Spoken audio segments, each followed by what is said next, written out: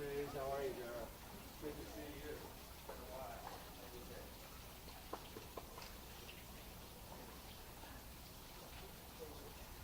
There must be a no spot to go through.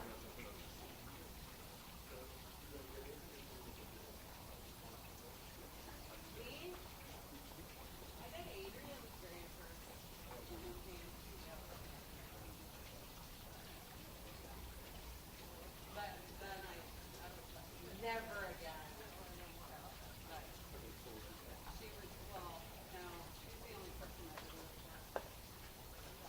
Okay, I think we got it. We're streaming this back, just so you know. Okay. Do I need to put this on, guys? Any of these? Or No. these are okay? Uh-oh, have I messed that up? It's slippery when they're kind of slippery. A little slippery. I'm sorry if I mess it up. So I guess you're inheriting a TV station over there. If I'm here, I'm not in anybody's way or shot, right? Make sure Yeah, it's well, facing let out me, in your direction. Okay. Okay. Hey, sis. I'm gonna get rid of this. Okay. Okay. Hi, everyone. Kris Mayes. Thank you to everyone for being here today. Our race was a real nail biter for so many people, including me. So I want to again humbly thank everyone who supported my campaign and took the time to vote for me. As this race should show everyone across the country, every single vote matters. As we head into this recount with a 510 vote lead, we feel confident that the end result will be the same. I have faith in our elections officials, in our poll workers, and in our volunteers, and I look forward to the process being completed, which should happen by Christmas. All counties are currently finishing up the canvassing of their election results through November 28th. Normally, the state will then certify the results on December 5th, and then the recount will begin. So the public is aware a recount is different from the election, and the recount results will stay sealed until the very end when they are released to the court to be unsealed. So we ask everyone out there to be patient and trust in this process. It is absolutely unacceptable to me that we have seen elections officials who've had to be moved to undisclosed locations because they fear for their safety and have received death threats. I can assure you that when I am Attorney General of the state of Arizona, that these threats will be fully investigated and they will be prosecuted if warranted. Law and order in Arizona includes our elections officials, poll workers, and volunteers not having to fear for their safety. I'm not going to prematurely get into the nitty-gritty details regarding my plans, but I will say this. When I'm entrusted to be the next Attorney General, I vow to get the partisanship out of this office that has existed for far too long. I plan to get back to the core mission of the Attorney General's office, which is to be the lawyer for the people, all of the people of Arizona, regardless of whether you voted for me or not, regardless of whether you're a Republican, a Democrat, or an independent. I promise to help to protect hardworking, everyday Arizonans and roll up my sleeves beginning on day one to work for the betterment of the people of our state. We will hold regularly scheduled press conferences so that the public can stay informed regarding the progress of my office, and have scheduled in-person meetings and office hours throughout the state of Arizona so that I am accessible to all Arizonans. And Attorney General's office under my leadership will be fair, just, transparent, and honest, and will be driven by integrity and a desire to be a public servant to all Arizonans while managing the top law firm and largest law firm in the state of Arizona. So I want to thank you again for attending this conference today. I want to thank you. I want to say happy Thanksgiving to all the people of Arizona. And now I would be happy to answer a few questions. Yes. Has Attorney General Brnovich reached out to you at all yet? You know, his office did reach out to me, and I had a really great constructive conversation with his chief deputy today. And we are starting to talk about transition. I really am very grateful that it sounds like they're going to be very helpful. They understand the importance of having a transition, getting ready. It takes us some time to get ready to implement a new administration. So yeah, I've had a great conversation this morning. I'm looking forward to very soon actually having a conversation with Attorney General Brnovich himself. Can you really start that process though, Kris, before you know for sure you're the winner? Yeah, I mean, it's a good question. And obviously we respect the process. We have a recount. And we absolutely have to see this through, and we'll be, a part of, monitoring that. And we obviously are putting together a team to monitor and to answer any issues that come up. But I think you can. And we obviously are going to be putting together a transition team. We'll have an announcement next week about the folks who will be leading my transition team. One of them's standing right over there, Danny Ortega, who's one of the most well-respected attorneys in Arizona. But I do anticipate carrying out a transition process in December. Because literally, if you don't find out till right around Christmas, you have days. Yeah, well, that's why you have to start now. We can't wait until after Christmas to start this transition. Again, obviously we respect the recount process. But look, history tells us that recounts rarely result in a change in an election result. But we will go through that recount process. But in the meantime, we have to do both things. We have to get ready to be the Attorney General of Arizona. The people of Arizona deserve to have an attorney who's ready on day one. I will be ready on day one. Kris, couple Yeah. questions, but one really quick. Have you had any conversations with the accommodate since the election? I have not. Okay. You said you want to get the partisanship out of the Attorney General's office. Can you be a little more specific about what that means to you? And just an example, the letter that Jennifer Wright sent to Maricopa County, I think it was last week. Is that an example of what you think needs to change in this process? Yeah, I mean, I don't particularly think that letter was very helpful. Obviously I think the Maricopa County Board of Supervisors will be fully prepared to answer the questions. I didn't think the tone of that letter was very helpful. And the individual who wrote it obviously has had some very partisan things to say in the past. And so that's the kind of thing that I think you would see change from me. When I say we want to get the partisanship out of this office, I mean, we're not going to be filing a whole bunch of frivolous federal lawsuits that are designed to get me on cable television. And I think that there's been a lot of that's happened in the recent past. We are not going to be doing things that are designed to help, me springboard into another position. And I think there's been some of that has happened in the past. So I am going to be a lawyer for all Arizonans.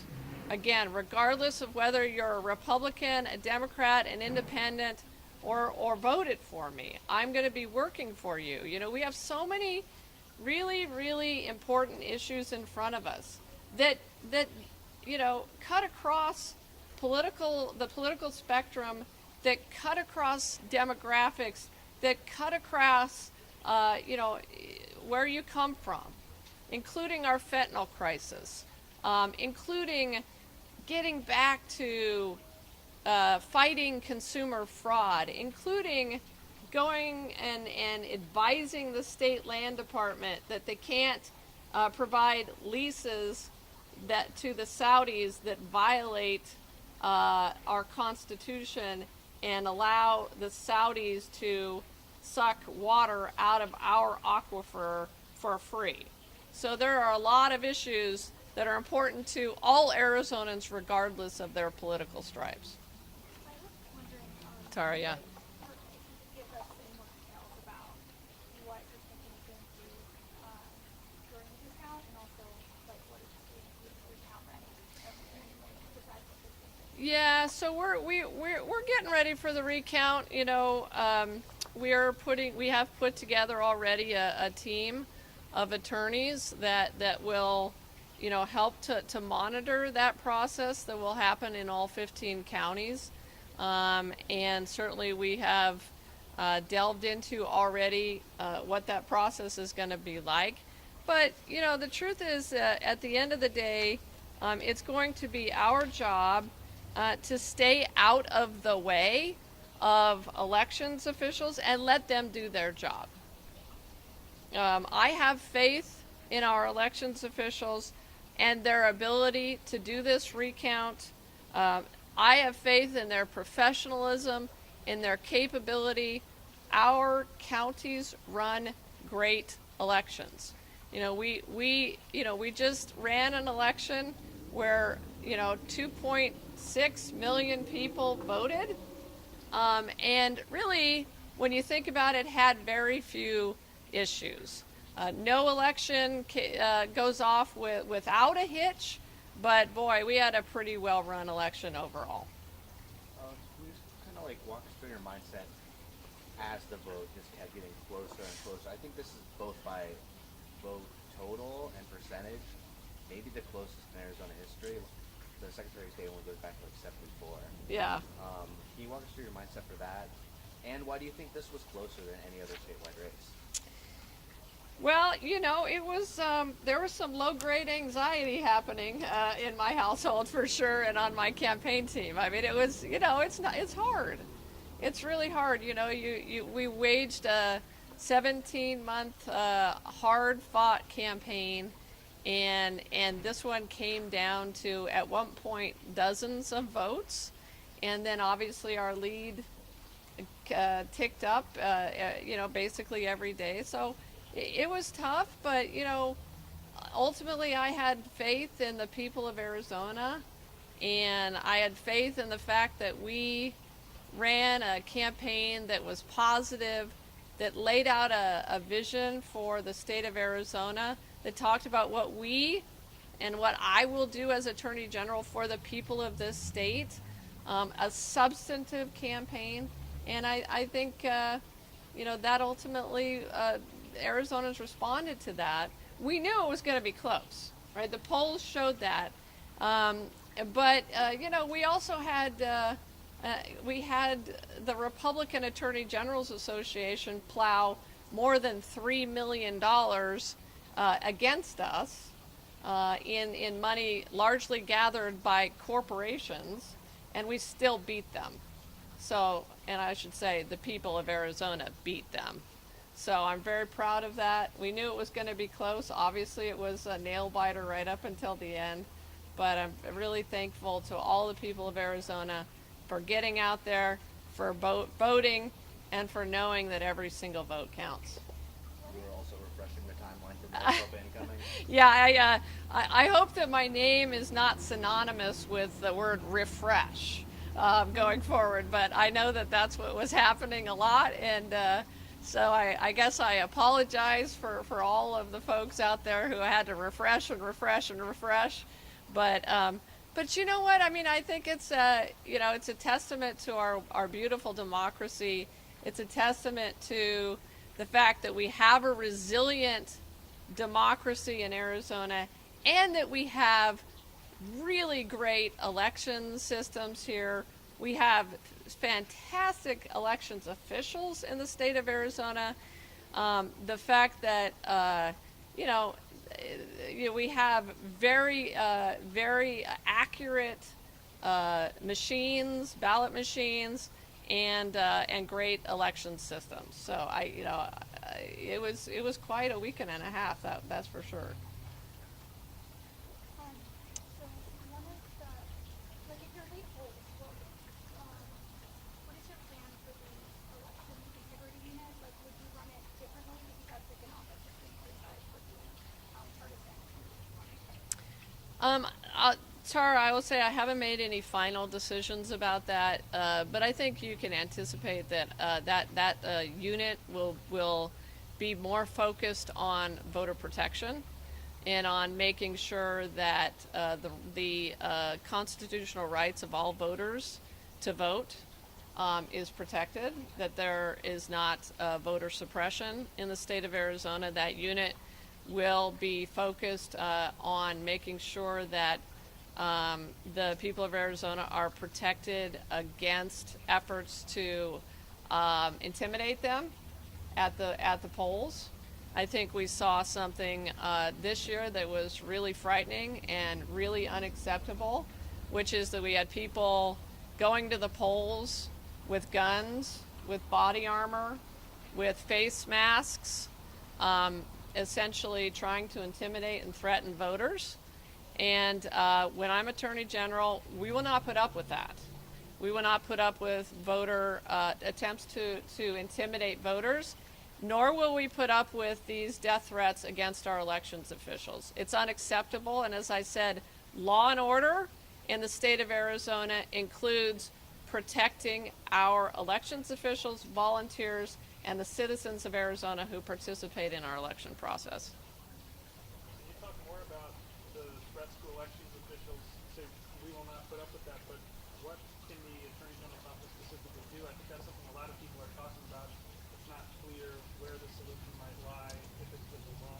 Nick, I think there are statutes that allow for the Attorney General to prosecute efforts that would be deemed to interfere in an election process. Those statutes exist, and I think also there are statutes that would allow us to prosecute death threats and other threats of violence that also are tantamount to interfering in an election.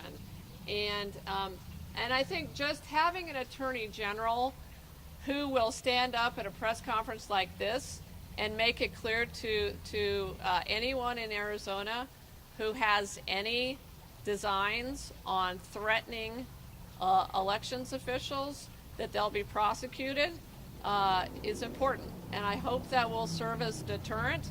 We did not have that kind of leadership from either our governor or our Attorney General, quite frankly. That's too bad. We needed we needed all of our elected officials to stand up and say enough is enough. We can't have a democracy if we have elections officials like Leslie Hoffman in Yavapai County, my home county, who resigned because they got fed up with the death threats. That happened, and that cannot happen going forward. All right. Good, guys? Okay, anything else? All right. Thank you so much for coming. Appreciate it. And happy Thanksgiving.